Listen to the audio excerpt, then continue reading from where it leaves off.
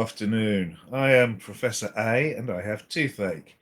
Behind me and below me, as above so below, is Professor Dogger. There she is. She's chewing a bone. On the other side of the world is Professor A, who is presumably not chewing a bone. How are things on the other side of the world, Professor A? I'm chewing a tea. Much better, yes. Things are good. Should we talk about the Oasis reunion, Professor A? Can do if you like. It's a news of no import to me whatsoever. I couldn't care less. Oh, really? Yeah. You're not a Oasis. I was dude, never a big Oasis fan. I always preferred Blur, obviously. But they do have some good songs. But I'm really not interested in going to Wembley to see them. Okay, well, no. Screw Wembley. Yeah, quite. But they come to this country, I'll be trying to get a ticket. Then the other thing I wanted to talk about was your Taylors, right? No, not the Taylors. No, you completely got the wrong woman there. I was talking about Lana Del Rey, who we have covered previously on our Series 1 of our podcast.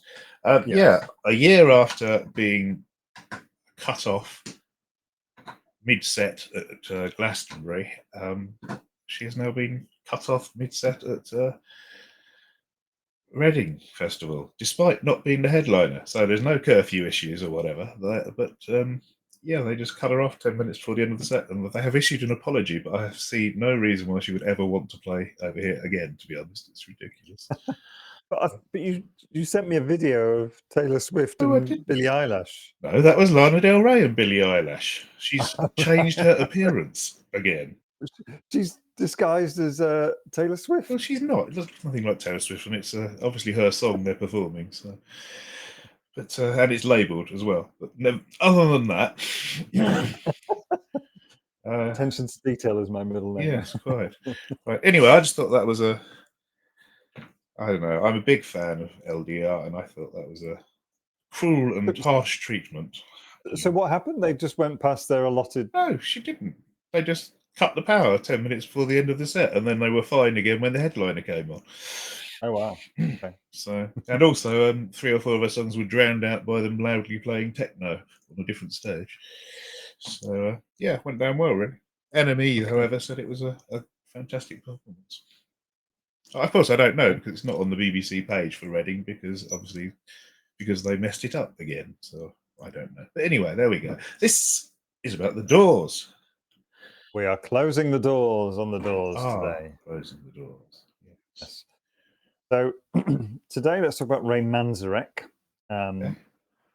So there were 4 dudes in the Doors. Unfortunately, we're not going to talk about John Densmore, the drummer, I'm afraid. I'm going to talk about Ray Manzarek. So he was the keyboardist. He was born in 1939 in Chicago. He was the one who met Jim Morrison and wanted to form a band with him when he heard some of his amazing poetry, which we may not hear at some point. Wasn't it Moonlight Drive? Yeah, it was.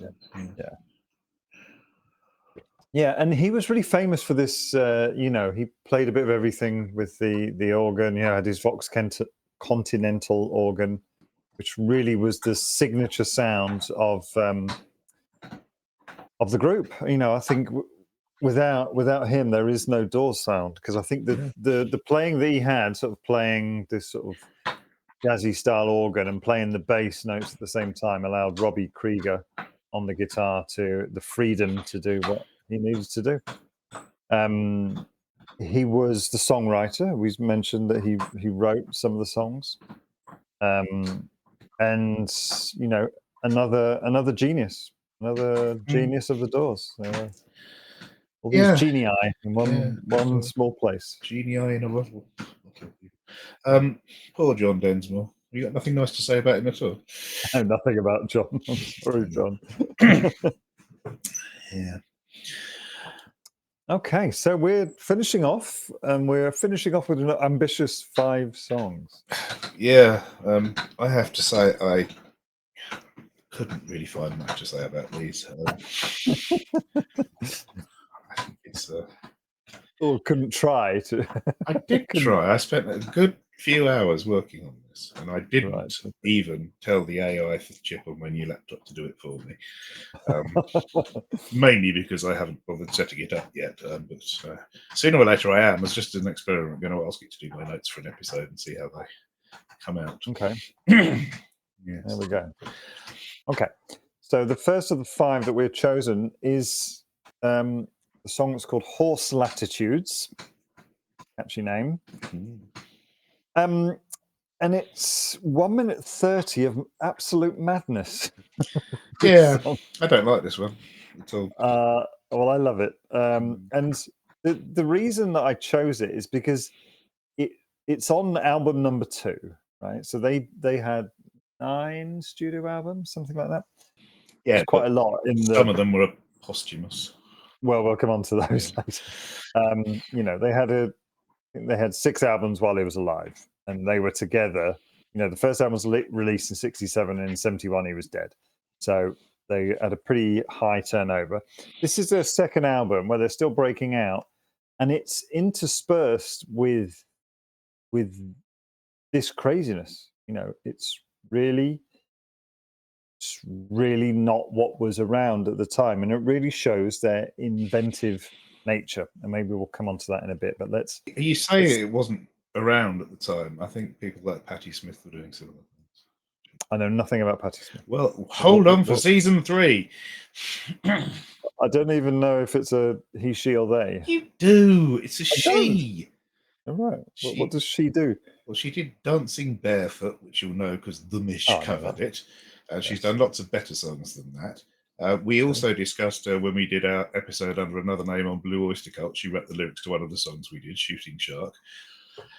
And she was doing all kinds of things. She also had a predilection for talking about horses. So there you go.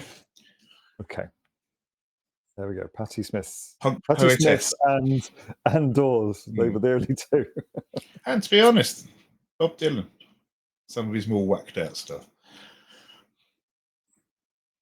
Don't get me on Robert Zimmerman. Okay. I'm going to go straight into the lyrics. Are you ready? Yeah, I suppose so. When the... is that right? Is that right? No. When the steel... Oh. This is going well. This is going great. When the still sea conspires an armor, and her sullen and aborted currents breed tiny monsters, true sailing is dead. It is. I think I'm just going to read the whole thing and then we talk about it later, because it's not going to take very long, is it? Awkward instant, and the first animal is jettisoned, legs furiously pumping their stiff green gallop, and heads bob up, poised, delicate, pause, consent, in mute nostril agony, carefully refined and sealed over. End scene. There we go. Yeah, I don't take too long, did it? No, I don't like songs about animals being drowned. I mean, I don't like horses much, but I prefer them to humans. I don't see why they should be drowned so humans can sail better. Well, yeah. I mean, I didn't know. I didn't have an idea what it was about until I looked up Horse Latitudes. I'd like to talk about the production of it first. So the song is kind of wind noises. It's kind of booing from a crowd. There is discordant piano and screaming. It kind of, you know, with this sort of spoken word stuff over the top, it sort of feels like ambient music rather than rock and roll. So I think that's why it's so interesting to have this stuck in the middle of a 60s rock record. Now, I don't know about Patti Smith, if she was doing full-on alternative stuff, or if that was interspersed with season 3. We're looking forward to season 3 to discover. Yeah. Okay. Yes. So would you like... So you hate it, but I'm going to dive into it. So they were using a style which is very much in the genre of musique concrète. Not heard of that. During the recording sessions. Concrete music. Yes, indeed. What they did here on this track, Botnick, who was like he was a producer, I believe. He took the white noise of a tape recorder Mm. and varied the speed by hand winding it. Okay. And that results in the wind sound. So it's not sound of wind. Right. It's just white noise being him sort of moving the It's clever. sort of reel-to-reel tape together. And then the 4 band members played a variety of instruments in unusual ways, which I think is very clear because someone's just sounds like they're banging their head against the keyboard. Yes. And then further vary speed, so varying the this is all tape to tape stuff, right? So varying the speed was used to create these different effects. Would you like to hear about the theoretical basis of musique concrète? I'd love to. This is something of which I am not aware. Yes, so it was developed in the 1940s by Pierre Schaeffer, and it was a compositional practice developed by him. And it was largely an attempt to differentiate between music based on the abstract medium of notation and that with so-called sound objects, l'objet sonore. So rather than playing an instrument to make a piece of music, you were taking sounds and they were, it's what today it's like Synthesizer, isn't it? well, it's all people who do sample packs and that sort of thing. They take samples, they chippy chop them, vary the speed, distort them. So it's really a very early thing of that, where at the time things were quite rigid in notation. Mm. So, Yeah, I'm not disputing its cleverness. I just don't like the lyrics. I can understand that. Okay, so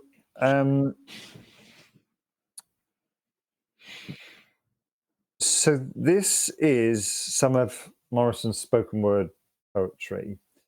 And Jim Morrison claimed that he wrote this while he was in high school. However, Ray Manzarek Doesn't believe it. No. does not believe him. He thought the words were too mature for a high school student. What would you think, Professor A? I don't.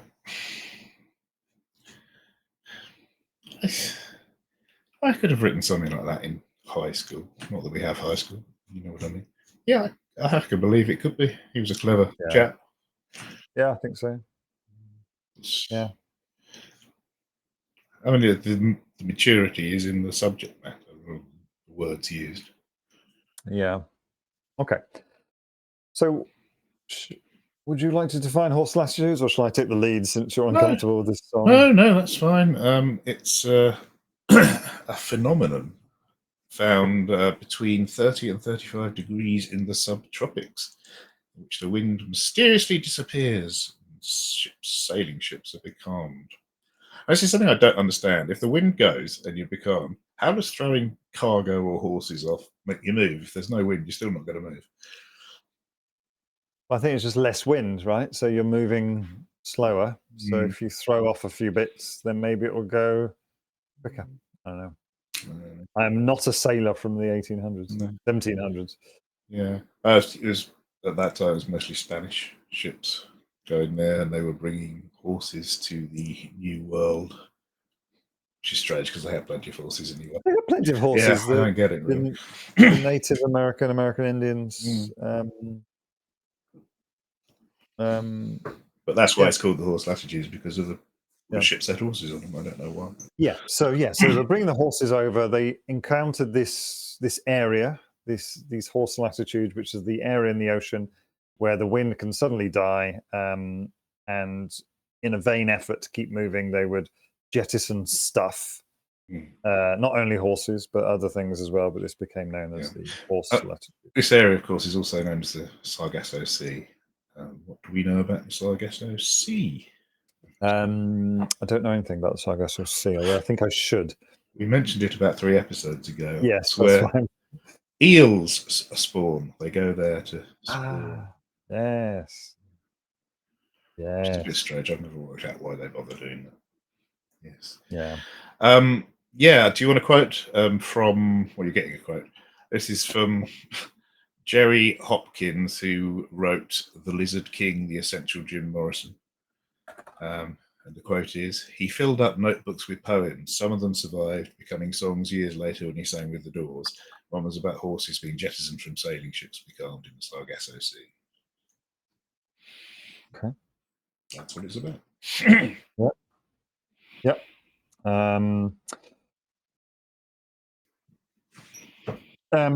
Some of the odd sound effects were created by dropping a Coke bottle in a garbage can, beating coconut shells on a tile floor, and have people scream in the studio.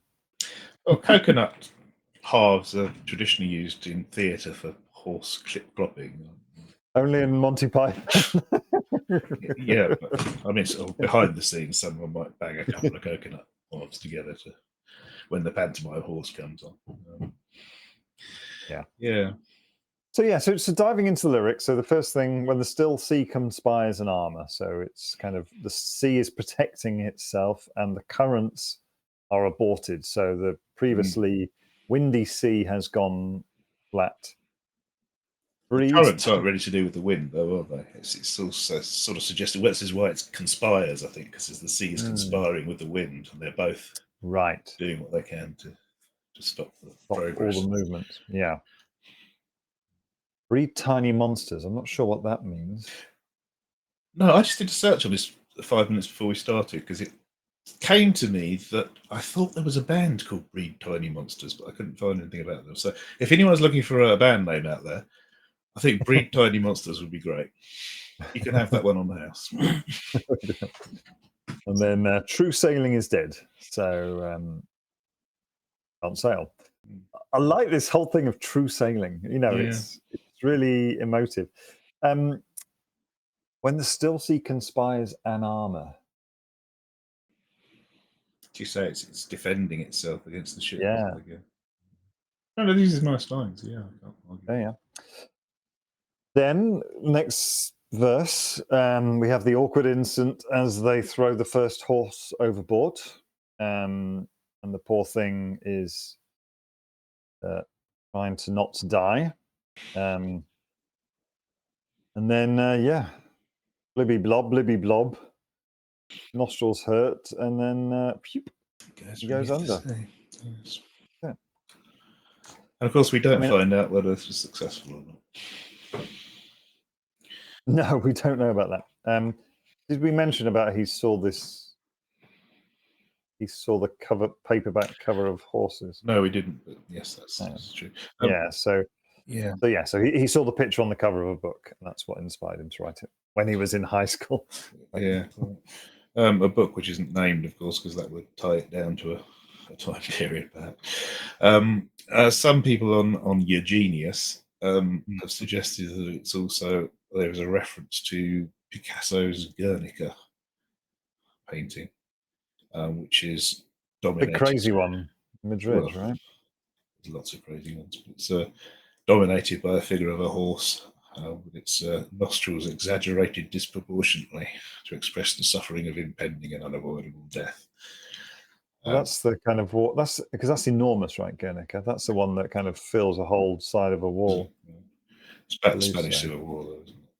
Yeah, it's a war picture. He says, quickly looking at it.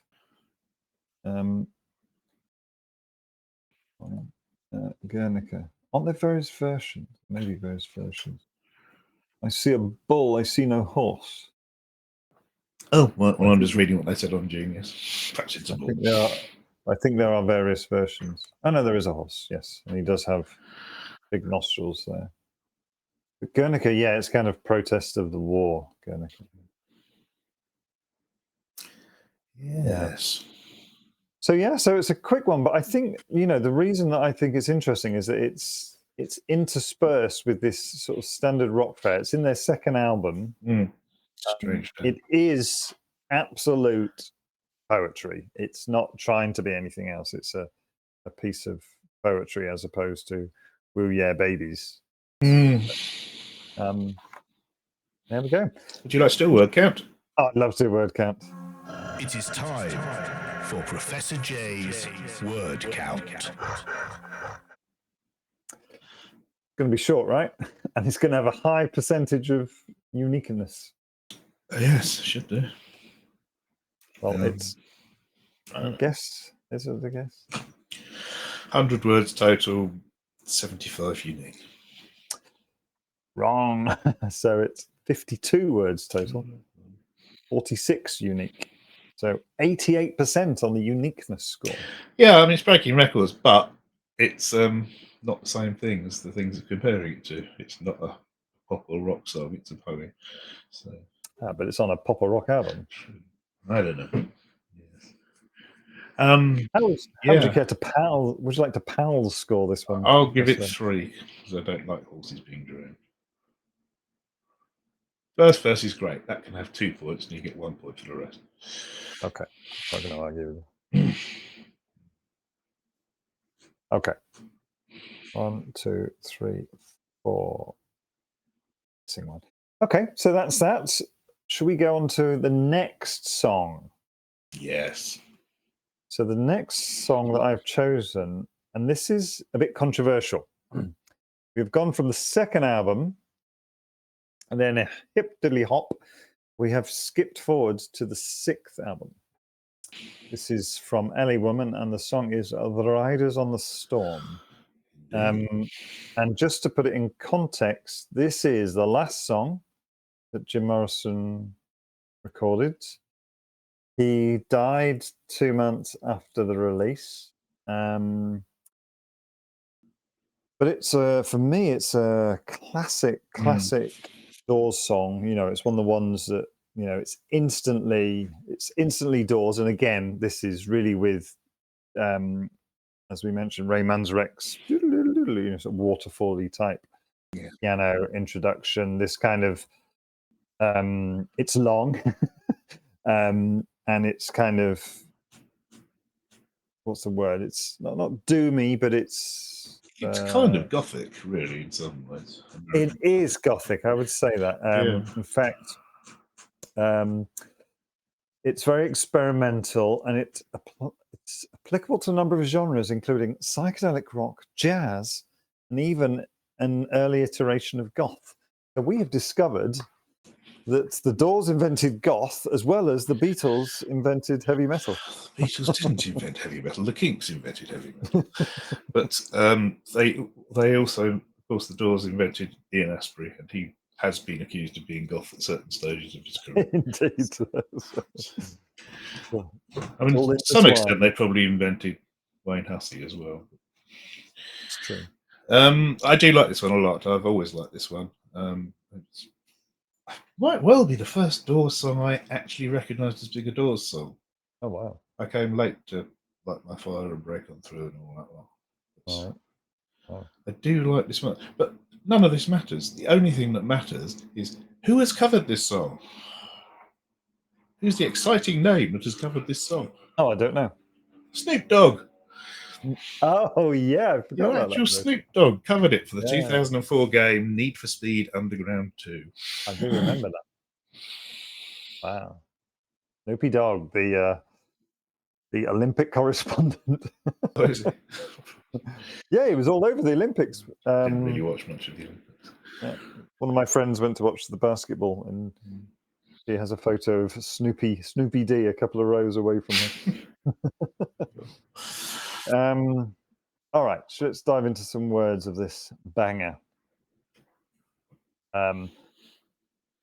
Just a word of warning, I have no idea what half of this one's about. No, it's quite difficult. I've got some notes which might help. Who knows? Okay. Riders on the storm, riders on the storm. Into this house we're born, into this world we're thrown. Like a dog without a bone, an actor out on loan, the riders on the storm. Yes. Now, I think before we go into this, we need to do the next verse before we discuss the verse first. Are you okay with that, Professor A? I have a choice too. Go ahead. I have a theory. Okay, verse 2. There's a killer on the road. His brain is squirming like a toad. Take a long holiday, let your children play. If you give this man a ride, sweet memory will die. Killer on the road. Yeah.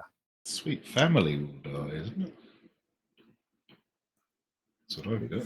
Yes, it should be family. Hmm. So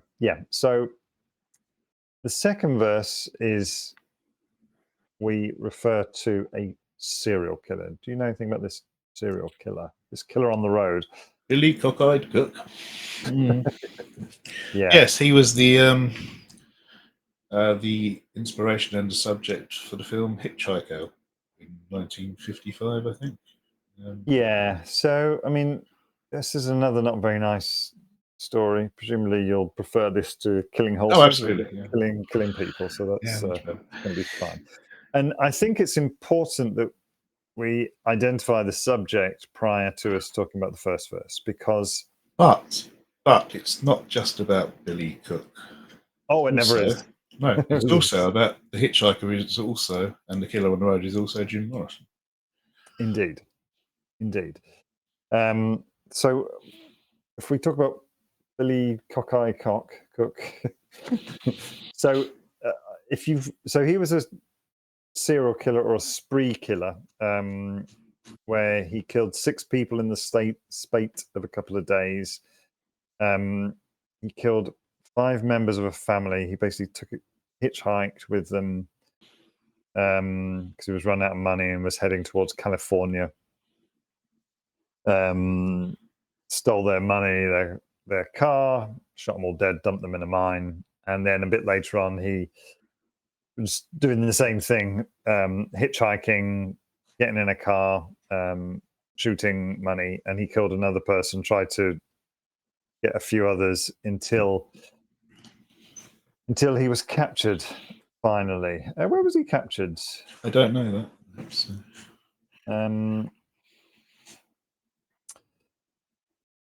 I just want to make sure I'm not mixing this up, because I was reading about, I believe that he was wanted and he ran away to Mexico. He was over the border in Mexico, and a Mexican police officer recognized him, went up to him, grabbed his gun. Now, at that time, there was no extradition treaty between that one too, between the US and Mexico. So the US couldn't come in and get him. So they physically dragged him to the border and pushed him over the border. Excellent. At which point he was imprisoned. It was a big case. So this is why it was spoken about. And I mean, this was 51, I think, right? I think so. 51. And he had a trial. And originally he was given, life sentence. And in terms of his, mental state, he wasn't given the death penalty. And there were a lot of protests. Eventually he was given the death penalty. And at 23, he was offed with the gas. But then, the first verse really covers this guy's childhood. This guy, Billy Cockeyed Cook, you want to say something? I see you're dying to say. I think Billy Cockeyed Cock is the secondary thing. Let me tell you the first thing first, and then you can do your secondary thing. No, he's the secondary thing. No, he's not. Yes, he is. He's not, because it's about Jim Morrison, not about Billy Cook. He is, but only secondary. I'm going to do my bit. So he started this whole shebang. His early life, Billy Cockeyed Cook, his mother died at the age of 6, I think, and he was sent to live with his there was this whole story about, and eventually at the age of about 8, he was dumped in a mine with his sister, and they were basically left to fend for themselves. He was in and out of social care, and he said that he'd rather go into jail than to be in social care or foster care again. My point being, he had a really crappy upbringing. So and there was this thing about him being thrown into the mine, given some food, and I think with his sister and told to fend for himself. And I see that as the into this house we're born, into this world we're thrown, like a dog without a bone. Right. So add the primary or secondary, as you want to define it, Professor A. Well, yeah. Thrownness as a concept is what the middle lines are out. Into this house we're born, into this world we're thrown. It's a concept introduced by Martin Heidegger, who Monty Python wrote a song about. It was a boozy beggar. That's the one. He wrote a book described as monumental called Sein und Zeit, Being and Time, and he introduced this concept of thrownness, which in German was called Geworfenheit. It's the state when you're born into this world, you're thrown into the world from your mother's womb, being born without consent, not knowing anything about anything. So that's where that comes from. And yes, I'm sure it does also refer to Billy Cook. I think that's the whole point, right? That it's a song about a serial killer, and he draws. Yeah, but the serial killer is Jim Morrison. Are you aware he wrote a screenplay called The Hitchhiker, an American Pastoral? No, I'm not. He did, and it was intended to star Jim Morrison as a hitchhiker on a murder spree. How would he get him to play it? There already was a 1953 film called The Hitchhiker about Billy Cockeyed Corgan. Yeah, but anyway, according to the book Jim Morrison Life Death Legend, written by Stephen Davis, the hitchhiking thing is player. Yeah, snooker player and DJ. Yeah. Oh, this is He's a 1960. DJ now. This was 1962, so perhaps he hadn't taken up snooker yet. Stop it, Professor Dogger. This goes back to his original girlfriend again, Mary Werbelow, who we've mentioned several times. While he was attending Florida State University in Tallahassee, he was seeing Mary, and she lived in Clearwater, which is 280 miles away from the university. And he would often hitchhike to go and see her. And the quote is, "Those solitary journeys on hot and dusty Florida two-lane blacktop roads, with his thumb out and his imagination on fire with lust and poetry and Nietzsche and God knows what else, taking chances on redneck truckers, fugitive word I'm not allowed to say, and predatory cruisers, left an indelible psychic scar on Jimmy, whose notebooks began to obsessively feature scrawls and drawings of a lone hitchhiker, an existential traveller, faceless and dangerous, a drifting stranger with violent fantasies, a mystery tramp, a killer on the road." Yeah. So him. It's him. So I'm interested in your thoughts on this next verse then, and your mention of Jilly Big Below. What was her name? Mary Werbelow. Thank you. Girl, you gotta love your man. Girl, you gotta love your man. Take him by the hand, make him understand. The world on you depends. Our life will never end. Gotta love your man. Yeah. So, but apparently this isn't about Mary Werbelow. This verse is about Pamela Coulson, was it? Yeah, Coulson, I thought it was Pamela Coulson, who was his long-term girlfriend, companion. So you're saying that it's only about Pamela because he was traveling to see her on hitchhiking to get there? No, that was Mary he was hitchhiking to go and see. But this verse, according to none other than Ray Manzarek, is about Pamela Coulson. They were in a relationship for all the time when he was seeing groupies and she was cheating on him with other people, but they apparently were still very close. I don't remember that from the film, but then it's a long time since I've seen it. And how does this verse connect with the rest of it? I don't know how it connects, to be honest. It kind of seems like it's from a different song. It's just been prompted it does. Yeah.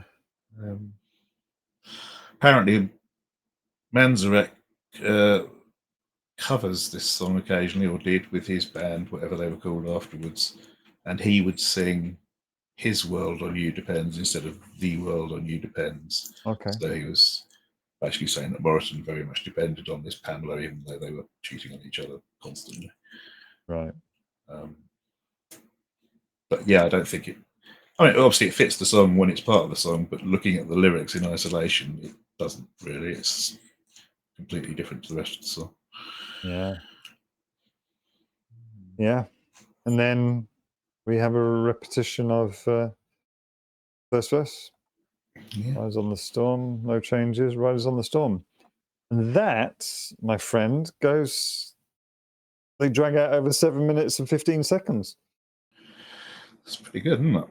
It's good because it doesn't feel that long. It goes really, it doesn't feel like one of these interminable songs that drags out. I think it's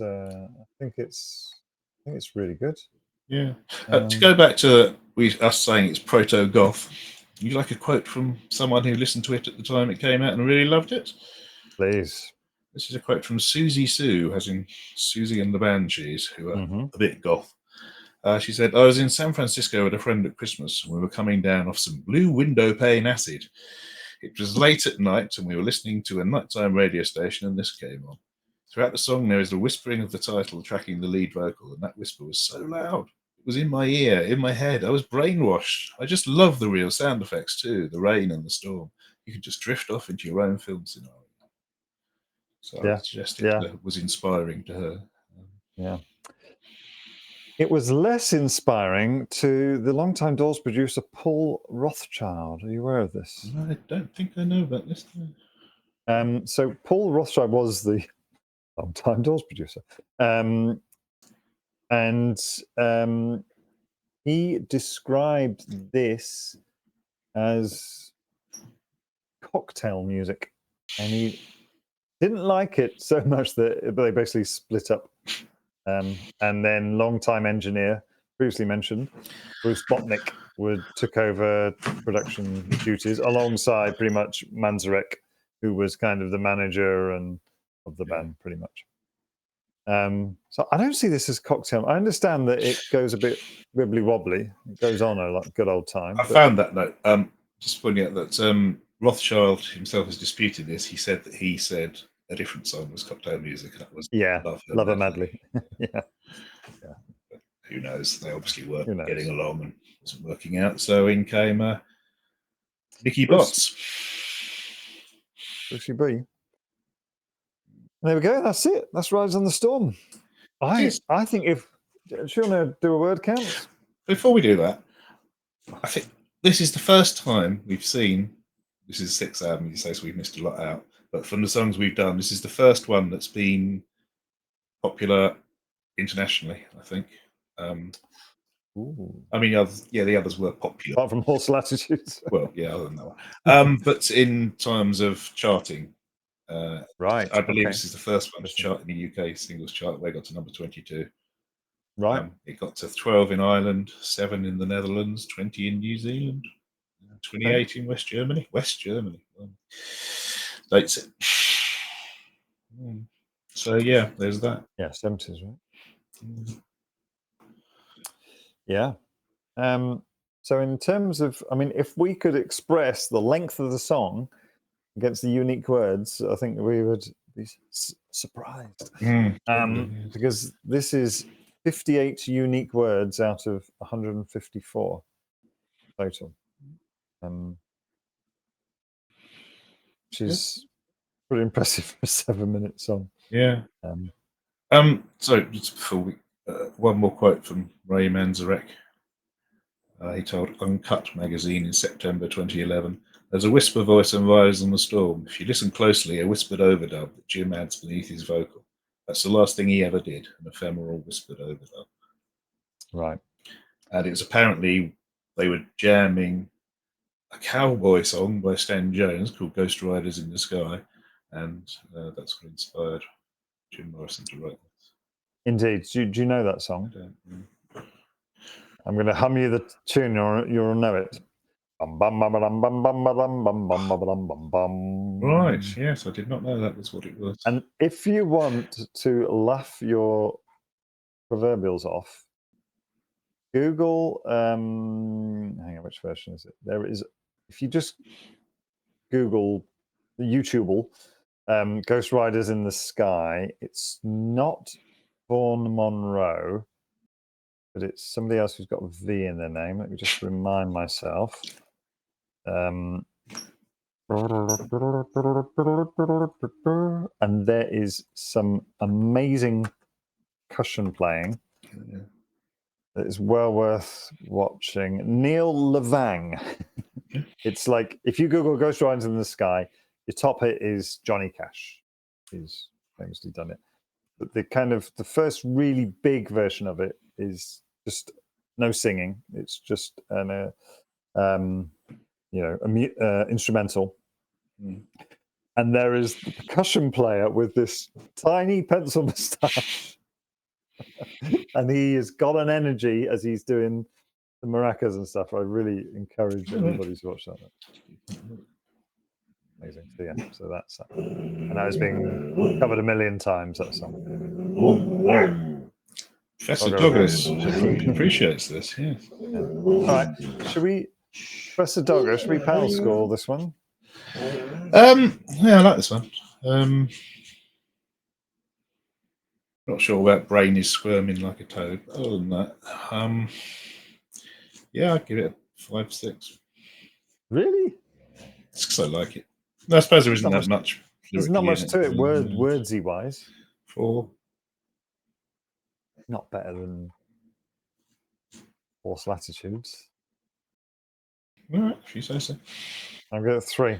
Okay. All right. Now then, so we have been skipping around here. So we started today's episode with a song from the second album, and we've jumped to album 6 just for sake of brevity. And now we are making an even bigger jump into the future. But oh my God, Jim Morrison's dead. How come we have an album from 1978? Yeah. What do you know about this? I don't know. This is where I got completely lost with this song. It just completely messed with my head. I had no idea what's going on. Okay. Yeah, I mean, I guess they took a bunch of his spoken word recordings and set them to music. Yeah, that's exactly what they did. So this is from the 9th album, American Prayer. The 7th album was, I forget what it was called, but it was already sort of partially recorded, and they were waiting for Jim Morrison to come back from Paris to finish off the recording, and he never did, obviously. So 9th and final studio album, American Prayer, which is split into 4 different parts. It's taking the recordings that they had of Jim Morrison's poetry. So this is just poetry set to music. And it's been received in different ways. Some people think it's okay. Some people think it is a travesty and sacrilegious to the soul of Jim Morrison. But I think most national people say that it's, I think Jim Morrison would be happy with it. I think it's really good. I think like that kind of thing. Yeah, some of it's good. So the first one we've chosen is Ghost Song. Now this is another point at which I got very confused, because this song is on the album twice, called Ghost Song and The Ghost Song, and I don't know which one I've studied. I've got a clue. So we might have completely different lyrics here. It's the one that starts with Awake. Yeah, that's the one I've got, but I think they are the same song, but one's extended, got a couple of extra verses. Yeah. So I don't know whether I've got those extra verses or you have. Well, I've got the one that I like, so the shorter one. I don't know which one I've got. I'll go some words. Awake, shake dreams from your hair, my pretty child, my sweet one. Choose the day, choose the sign of the day, the day's divinity. First thing you.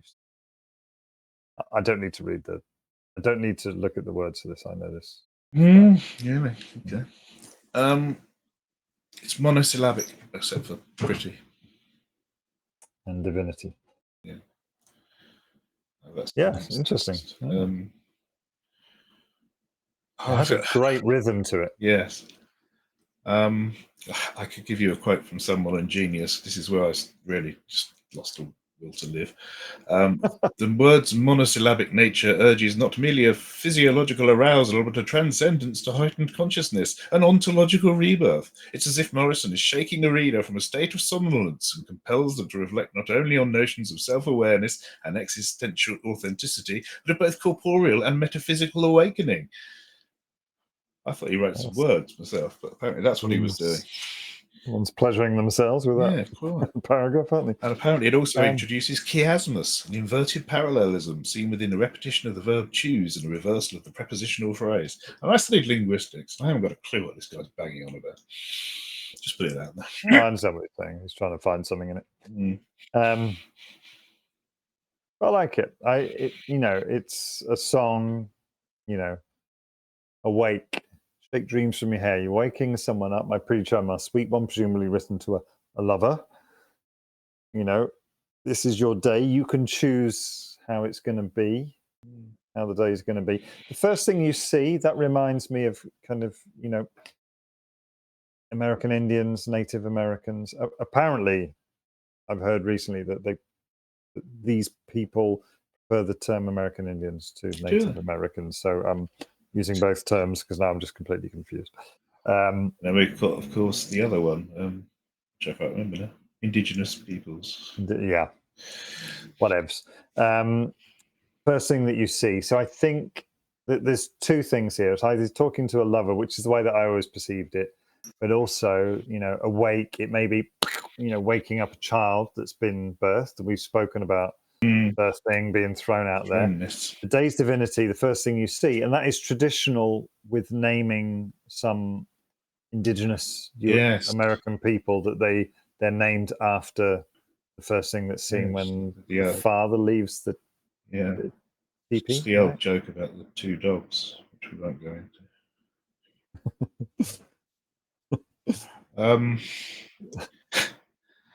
Tell me later. Yeah. It could be that. Well, it is that, obviously, but also I think it's not just directed at one person. I think this is he's calling to everyone to change the way they're living and just greet the new day and absolutely celebrate.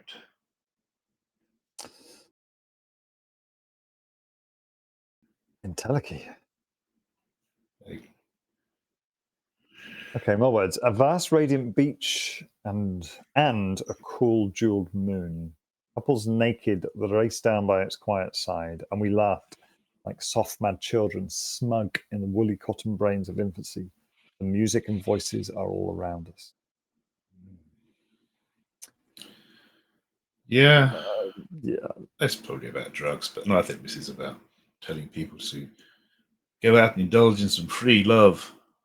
Yeah. Okay. It has been suggested by people on Genius that it's his symbolism is very not derivative but inspired by Arthur Rimbaud, whatever he's called. Who?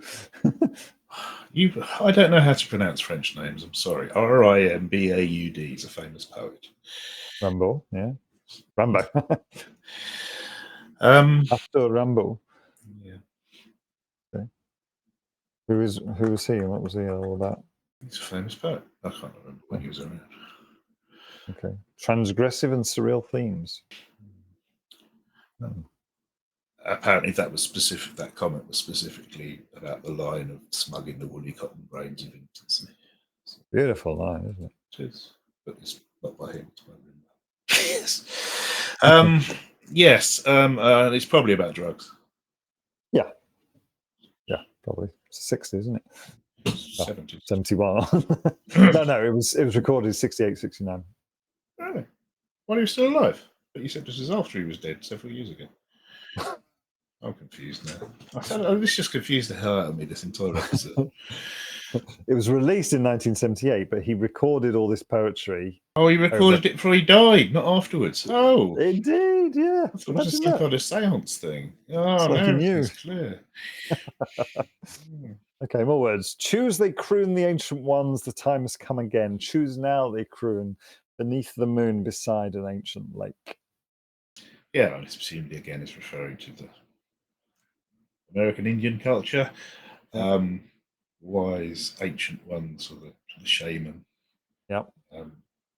Not the techno group, the medicine men, or whatever. So this was the thing that you mentioned about two chooses. Don't get No, I don't know what that meant either. No, but that was applying to the first choose they verse. croon and there chooses in the first one? Yeah. Yes. Choose a day, choose a sign of your day. I don't know. But he says choose a lot in the song. She's not going to get him a high lyric count. At an ancient lake. He mentions an ancient Isn't it? lake. When Isn't it? I'm talking about the word count, not the pound score.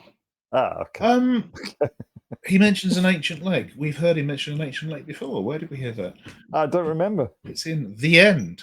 Ride the snake to the lake, the ancient lake, baby. The west is the Lake best. is long, 7 miles. Yeah. So whether it's the same ancient lake or he's just talking about an ancient lake that's been frequented by indigenous peoples over centuries, and I don't know. We will never know unless we get that seance Yeah. to wake them up. Okay. Next verse. Enter again the sweet forest. Enter the hot dream. Come with us. Everything is broken up in dances. I can't remember the lyrics, but this reminds me of a verse from Moonlight Drive. Something about underwater forests and things. Oh, don't remember. It's more the same thing. And then it shifts. So for me, this is all American Indian native stuff, right? And very positive, choose your day, have a good day, choose something, everything's good, make your stuff, there's a moon, there's a lake. And suddenly the lyrics go, Indians scattered on dawn's highway bleeding, ghosts crowd the young child's fragile eggshell mind. Yeah, you've mentioned the anecdote in probably both of the last episodes. Feel free to go ahead. Well, yeah, so he says that when he was young, they were on a family holiday, they were driving down a road, and there was an accident involving some Native American indigenous people who unfortunately were injured, and some of them were dying, and he claims that the souls of some of those people went into him, and he got a lot of his inspiration from that. So, yeah. And he also mentions this anecdote in the song Peace Frog. Yeah. Should we not mention that's in one of the albums between 3 and 5, which we have not covered? I mean, we could spend. We could. I think going back to talking that he's going back to talking about the child's mind again. Before it was woolly cotton, and now it's fragile eggshell. And woolly cotton isn't great for thinking, presumably, in terms of a mind, but it's not fragile. So the child has become fragile since it was a baby. Yeah. So considering more about the way it's set, I think it's important to know that American Prayer was split into 5 pieces that I've mentioned. You mentioned 4 last time. Well, I lied. There's 5, and there's 5 and a bit, and there's something very confusing that I haven't worked out, but we'll come on to that later. The first one is Awake. Second is To Come of Age. Third part is The Poet's Dream. The fourth part is The World on Fire. And part 5 is An American Prayer. And it's kind of, as we've mentioned on previous things, the 5 ages of man. Yes. Yeah. So the first covers his childhood. The second is high school years. The third, the young poet stoned on a rooftop with acid dreams. Fourth is musical career. And finally, the 5th is a final summation, in a way, of the man's entire life and his philosophy, quote unquote, Manzarek. So it's important to know this is Awake. So this is presumably talking about his early years or his birth. So you say that, but the other version, I do, sir. I do. The other version, the Ghost song, is in the last section. It's the last track. Negative. On the film, It's not in there. Oh, that's just cheating. The Ghost song. So this is the whole thing, which will come on to one of the later songs we're going to talk about today. The Ghost song is a bonus track. It's not on all of them. It's not on the original release. It's a bonus track. Okay.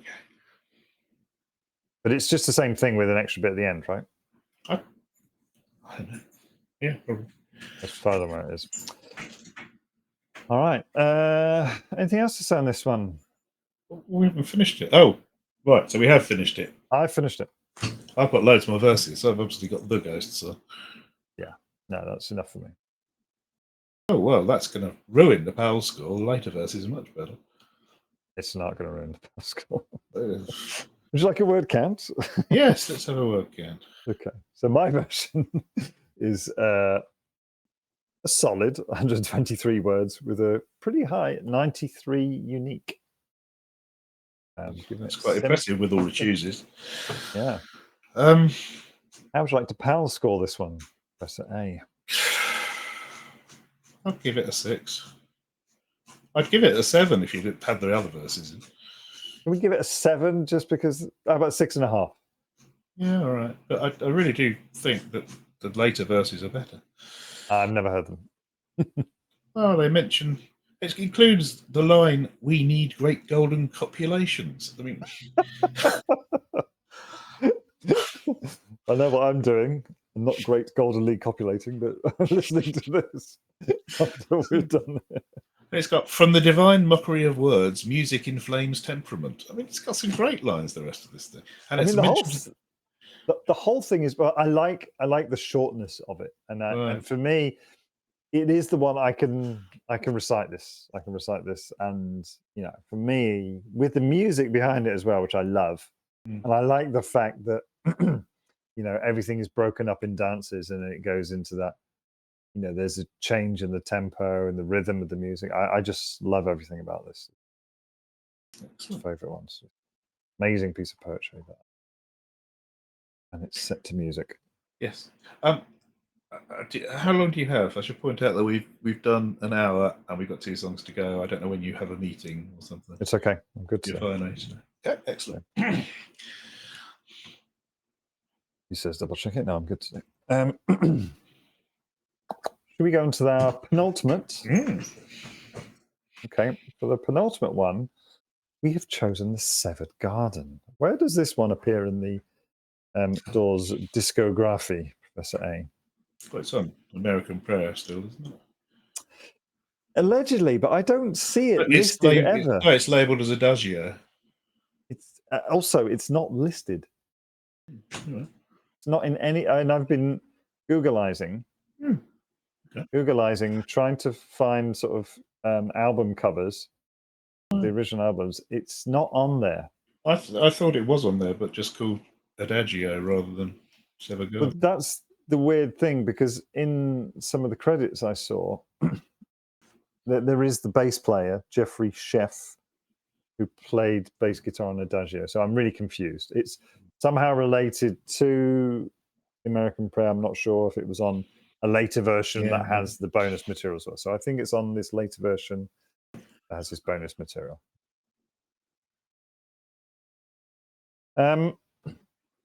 Shall I just go into it? Yeah. Yes. Okay. Wow. I'm sick of doubt. Live in the light of certain south. Cruel bindings. Servants have the power, dog men and their mean women, pulling poor blankets over our sailors. Yeah. I'm totally sure about this one, I have to say. I always heard sailors as our assailant. I need to mention something here. I think that Morrison is outrageously drunk while he's recording this. Because there are, when he gets to like the certain, when he says ploughed and mud in the next verse, I think he's slurring a lot. So I think he's drunk when he's to No, sing it's this. He's got a heck of a voice. He's got a real good timbre to his voice. I think maybe it is sailors, but I've always heard assailants. not Because sure I've managed to differentiate. I mean, obviously, if I'm listening to something after I've looked at the lyrics, I tend to believe the lyrics I put in my document. yeah. So, what do you think? Certain South's cruel bindings. I thought that was probably a Confederacy slavery reference. Potentially. Also, he was born in Florida. Yep. So I think it's more likely, well, it's South and servants, dogmen and their mean women. Well, wasn't there some military unit that was called the Dogmen or something in the American Civil War? I thought. I'm not sure. I'd have to look it up, but that just came to me just now. Dog soldiers, they were called. That would be consistent, right? Yeah. I like the fact it starts off with a wow. Can we just say that? Wow, man. Wow, I'm sick of that. But it's not like, wow, yo, baby, you look hot. It's wow, I'm sick of that. That's a heck of a debut. So what is he down to? We can't really discuss it till we've done the other verses, I think. Do you agree? Yeah. Do some more verses. I'm sick of dour faces staring at me from the TV hour. I want roses in my garden bower. Dig? Royal babies, rubies must now replace aborted strangers in the mud. These mutants are blood mill for the plant that's ploughed. That's the bit that's slurred. Yeah. Strangers in the blood. Blood of the blood. Yeah, it's really quite true. So we've got Bauer again. Do you remember I mentioned that? Yes, yeah, you did. Part one. So he's sick of the dour faces staring at him. So from the TV tower, I think this is a reference to the media not particularly liking them and always talking about how he's whipping out his willy on stage instead of singing and all that kind of stuff. And yeah. The Ed Sullivan show. This was probably written before. Yeah. I think we've got to read the whole thing and then go because there's too much in here. So I'm going to do more.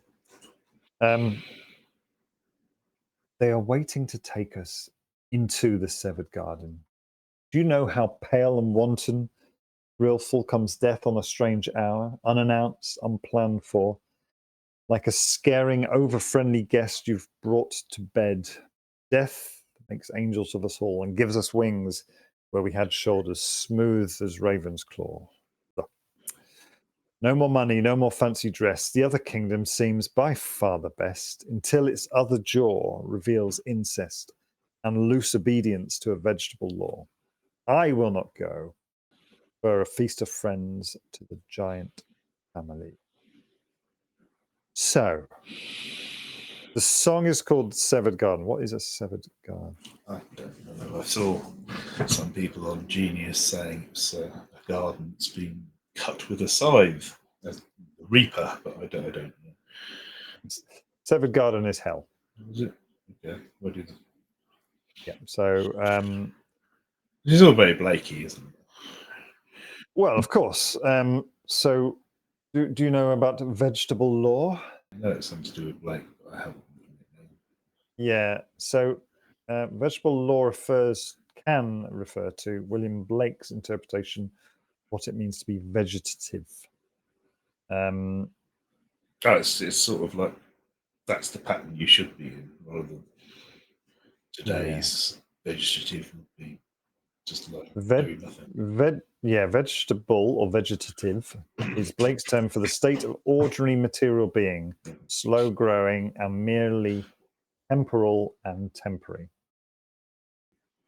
Also polypus. Polypus is a cuttlefish, octopus, or tumor with additional characteristics in Blake's work suggesting a jellyfish, squid, or sponge representing vegetative institutions such as religions and governments.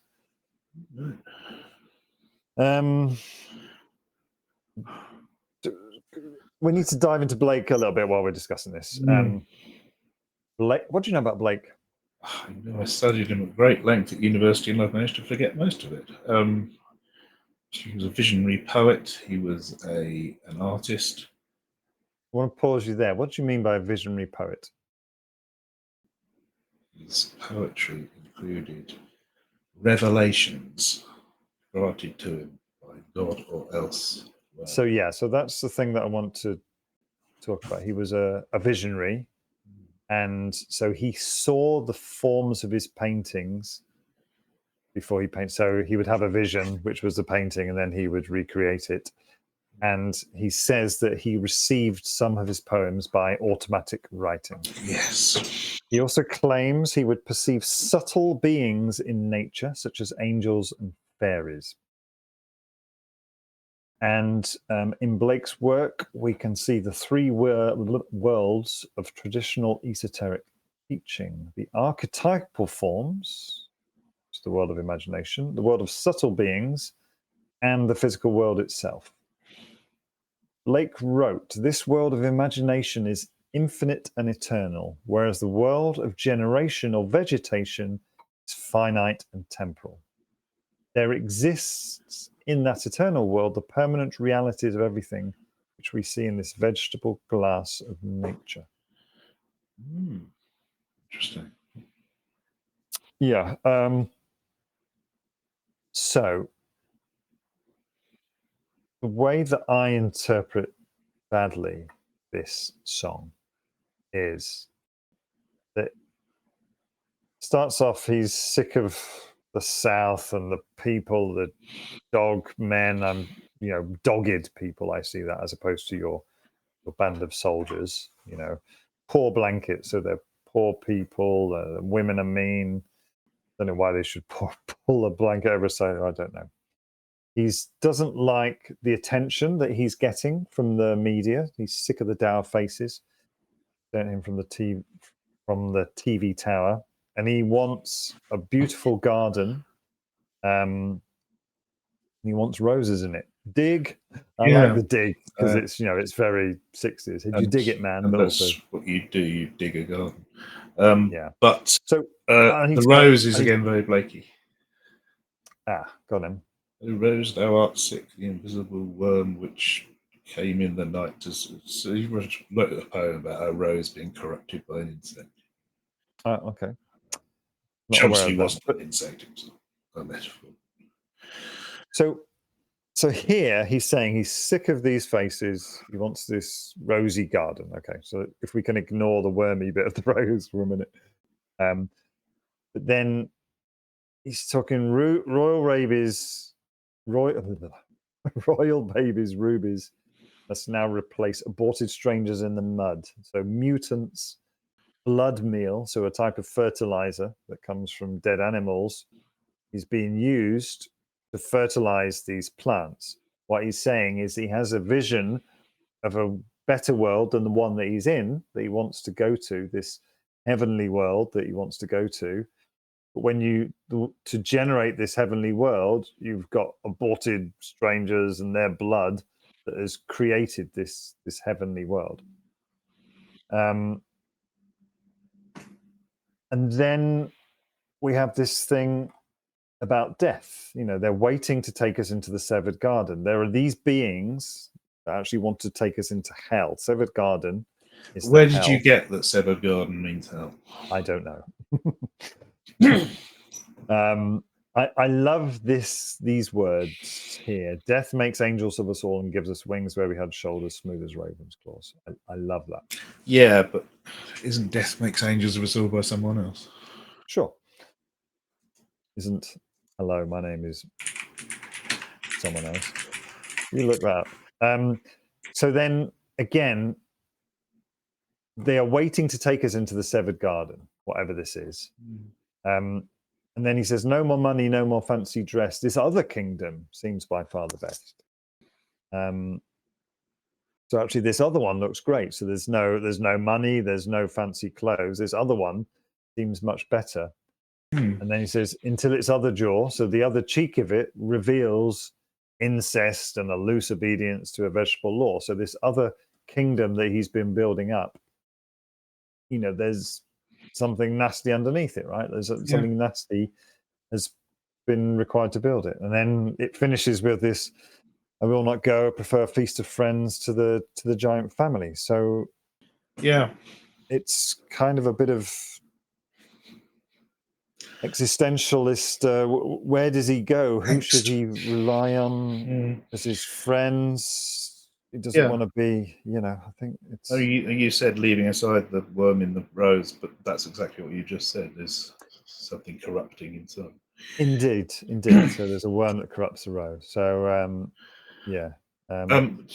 It looks like he did write that. I couldn't find the other reference quickly, but when I looked for the lyric, it came up that this was from a song called "Feast of Friends," not the Severed Garden. So there must be a different version. Obviously, this says "Feast of Friends" in the last line. Yeah, who knows? There's a lot of overlap, I think, with these things. How smooth are Raven's claws, and how does he know? Does he examine? Oh, very smooth. Well, smooth like the bonnet of a Porsche. Hello, your dogger's claws are pretty smooth, right? They've got the like graty bit. They're jagged on the end because they're used for running over concrete, unfortunately. Yeah, but they're smooth apart from that. Like your nail, right? It's smooth until. I don't really have any nails, but yes. So it's this. The dangers of pursuing an idealized world, cautioning against blindly embracing a paradise that may have its own flaws and perils. We should mention the music. Yes, indeed. Albinoni's Adagio in G minor, hence it's sometimes referred to as Adagio. Yeah. Venetian Baroque. I have nothing more to say. I think this is amazing. I don't have anything to say. That was a big bang. It was a big bang. I left all the windows and doors open, so hopefully it was just that. Yes. It was very misty here, foggy this morning. It's going to be very hot here today, which is rare. We've had some terrible weather recently. Thankfully, calm thing. So yeah, would you like a word count? Yeah, go for it. It's a surprisingly short 164 total, with 130 unique. Yes, he's good at the uniqueness. So. Yep, 79% unique. I mean, these are poets; they're poems rather than songs per se.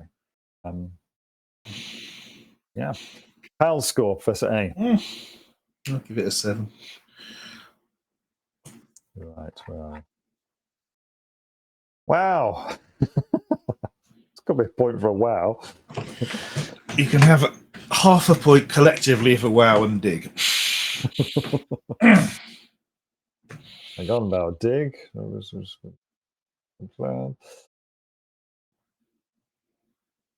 I'm paying for a 7. I said 7. Okay. You don't need to campaign much. I love that. And again, these two that we've just done, the first one, awake, shake dreams from your hair. I can. Yeah. I mean, the man could definitely write. I think. Yeah, and then this one, Death Makes Angels of Us All. That is. Yeah, I could have sworn that was written by someone else. Potentially. No, it was Death Makes Cowards of Us All, was it? Yeah. Something like that. Okay, and we come to the final one. Yeah. And we are now into part 2 of American Prayer, which is Come of Age. Kind of, yeah. Well, we are or we're not, right? Well, except that this was this song was hacked out in the middle of another song that was on LA Woman. Yeah, sure. Okay. Let's dive into lyrics. I tell you this, no eternal reward will forgive us now for wasting the dawn. I like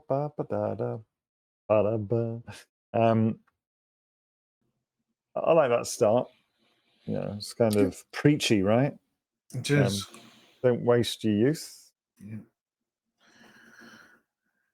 Indeed. Who are we to talk? More words. Back in those days, everything was simpler and more confused. One summer night, going to the pier, I ran into two young girls. One was called Freedom, the dark one Enterprise. We talked and they told me this story. Now listen to this. I'll tell you about Texas radio and the big beat. Soft, driven, slow and mad like some new language. I'm just going to go for the whole thing. Reaching your head with the cold, sudden fury of a divine messenger. Let me tell you about heartache and the loss of God, wandering in hopeless night. Out here, in the perimeter, there are no stars. Out here, we is stoned and seen. Yes. So, what's all this madness about? everything was simpler and more confused. I love that. Do you? I think it doesn't make sense.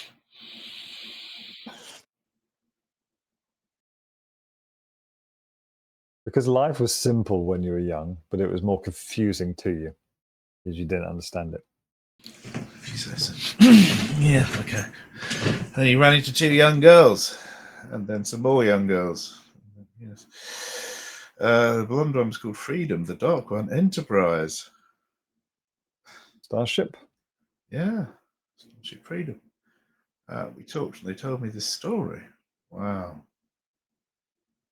So they're the ones talking about Texas radio and the big beat. And that's kind of when he does that, you've got this sort of microphone effect. Yeah. What do we think about the two young girls, Freedom and Enterprise? So he's talking about concepts rather than actual girls. Presumably. Yeah. But what do you think those concepts are?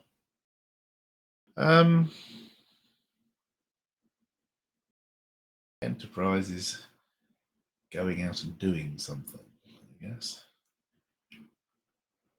Well, again, I see it as, 60s counterculture, right? You've got two choices. You've got freedom, you've got your free love, and then the other one, which is, the straighter path. That's why I see it as dark and light. Yeah, or light and dark. Yeah. And the Texas radio bit, obviously, as I said, this song is sampled from the song, cut out of the middle of the Wasp, Texas Radio and the Big Beat. Yeah. Wasp being white Anglo-Saxon Protestant. Dude. Yeah.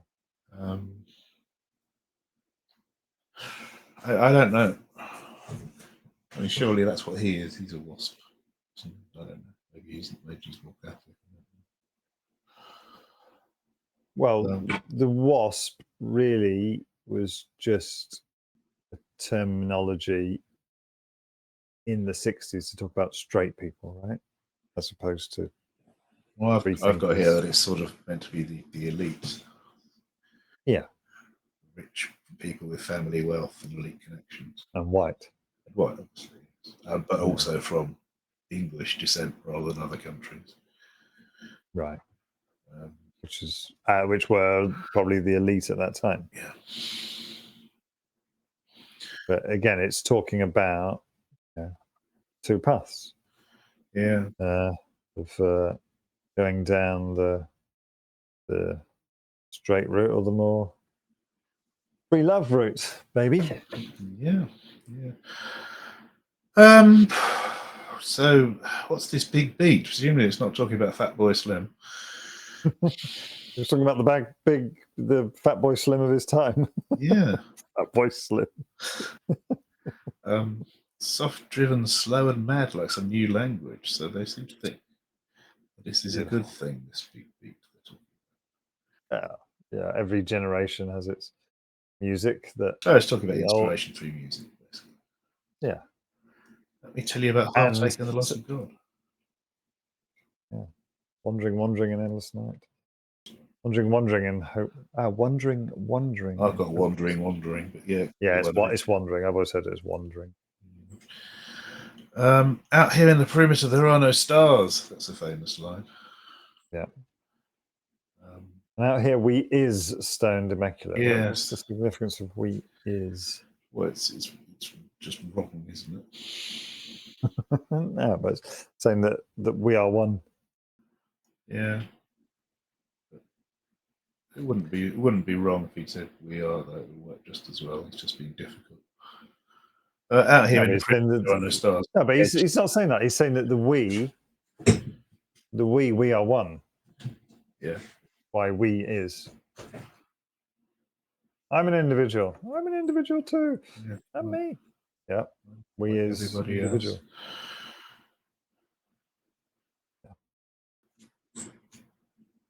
There we go. That's it. It's, that's the end of it. What do you feel about this one, Professor? That's all right.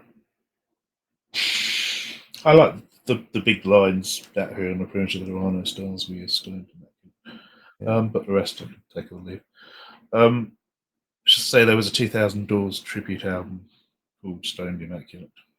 Yeah. Which, featured Which is Ray and Bobby and Robbie and Aerosmith, The Cult, Chrissy Hind, and others. yeah. Yeah. And that's it. That brings us to the end of the Doors. So let's. What is Stoned Immaculate?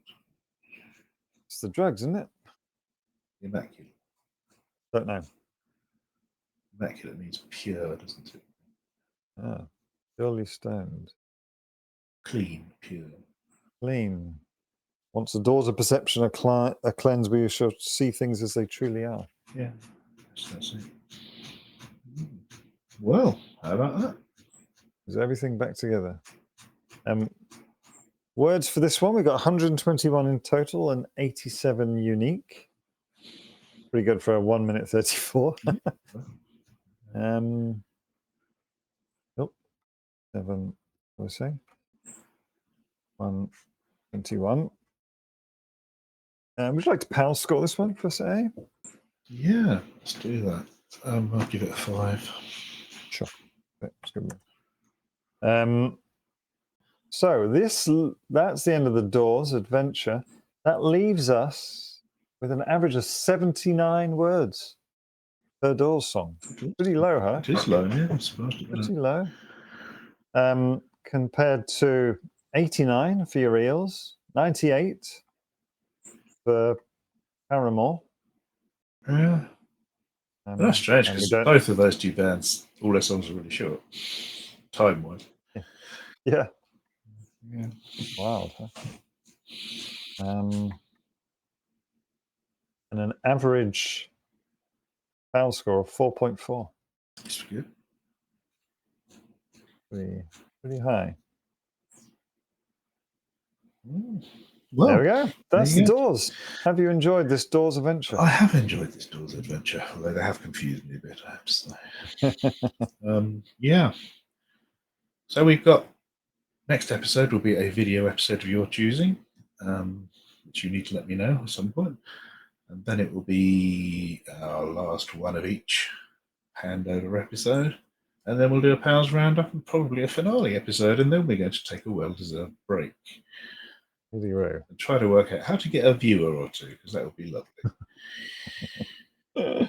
So, do you have anything else to add, Professor Jeff? I'm excited to see your new laptop, Professor.